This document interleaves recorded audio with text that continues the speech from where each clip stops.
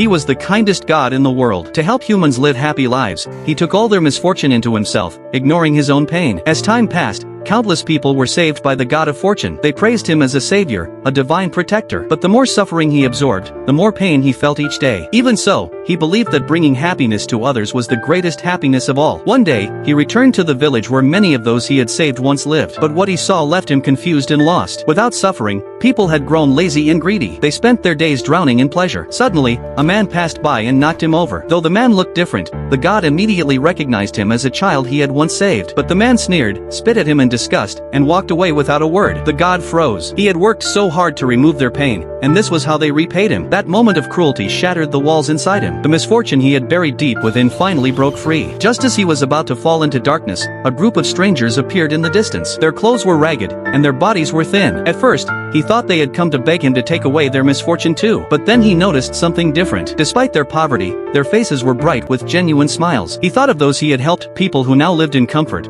but wore frowns and carried endless complaints. Curious, the god stopped the man leading the group. He asked, "Why are your people so happy, while those I saved are still miserable?" The man didn't take offense. He answered calmly, "True happiness only comes when people fight for it themselves." The god fell silent. Even as a god, he had never truly understood the difference between humans and gods. He could not accept what he had heard. He believed this man had taken his purpose. If he could no longer bring happiness to people, then he no longer deserved to be the god of fortune. He walked to a quiet river and looked at his reflection, no longer god, no longer human. The bitterness in his heart erupted. His once gentle soul turned to darkness. Dark power surged from his body. He began to hunt and kill humans one by one. Just when he was about to lose all control, he saw a mother shielding her child with her own body. That simple act of love awakened a flicker of light in his heart. Moved by the beauty still left in humanity, the god made one final choice. He split himself into 7 separate forms. Each one carried a part of the darkness he had once held inside. And that is how the world came to know the 7 gods of fortune.